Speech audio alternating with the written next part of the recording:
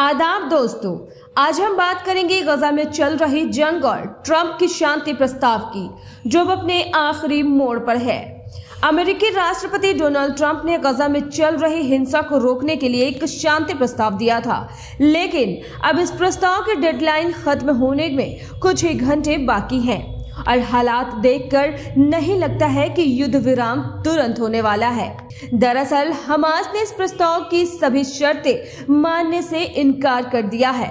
उनका कहना है कि वे हथियार नहीं छोड़ेंगे और गजा में अपने लड़ाकों की निकासी को भी मंजूर नहीं करेंगे। हमास के मुताबिक ताकत खत्म हो जाएगी और वे खुद को बचा नहीं पाएंगे। सूत्रों के अनुसार हमास के नेता इस वक्त कतर की राजधानी दोहा में मौजूद हैं, जहां वे तुर्की, मिस्र और कतर के अधिकारियों से मिलकर प्रस्ताव में कुछ बदलाव की मांग कर रहे हैं। ये तीनों देश पहले से ही इस पूरे मामले में मध्यस्थ की भूमिका निभा रहे हैं। अब शांति होगी या नहीं, इसका फैसला फिलहाल एक ही व्यक्ति के हाथ में बताया जा रहा है। इज़्ज़ुद्दीन हद्दाद, जो हमास के आखिरी और सबसे अहम कमांडर हैं, उन्हें अबू सुहेब के नाम से भी जाना जाता है। याह्या सिनवार की मौत के बाद पूरी सैन्य कमान उनके पास है। अबू सुहेब हमास के संस्थापक सदस्यों में से एक है। कहा जाता है कि इजराइल ने उन्हें मारने के लिए कई ऑपरेशन चलाए, लेकिन हर बार वो बच निकले।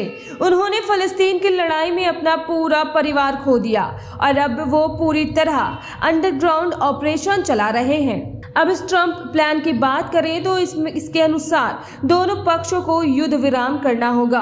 हमास को 72 घंटों के अंदर अपने बंधकों को रिहा करना होगा और हथियार त्यागने होंगे। इसके बदले में इजराइल धीरे धीरे गजा से पीछे हटेगा, लेकिन हमास का कहना है कि इन शर्तों पर भरोसा नहीं किया जा सकता। उनका कहना है कि अगर उन्होंने हथियार छोड़े तो उनके नेताओं और लड़ाकों की हत्या या गिरफ्तारी हो सकती है। इसलिए उन्होंने एक अंतर्राष्ट्रीय गारंटी की मांग रखी है कि उनके लोगों को सुरक्षा मिले। हमास का साफ कहना है, जब एक स्वतंत्र फिलिस्तीनी राज्य की स्थापना नहीं होती तब तक हथियार नहीं डालेंगे। उनका गुस्सा जायज भी है, क्योंकि 9 सितंबर को इजराइल ने दोहा के हमास नेताओं पर एयर स्ट्राइक की थी, जिसमें 6 लोगों की मौत हो गई थी और ये तब हुआ जब शांति वार्ता चल रही थी। इजराइल की तरफ से प्रधानमंत्री नेतन्याहू इस प्रस्ताव को मंजूर करने के पक्ष में है, लेकिन हमास अब भी सख्त रुख पर कायम है।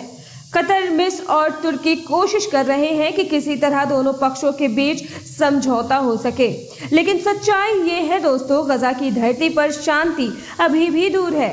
अब ये देखना है कि आने वाले कुछ घंटों में हमास झुकता है या फिर मिडिल ईस्ट एक बार फिर नई जंग की तरफ बढ़ सकता है।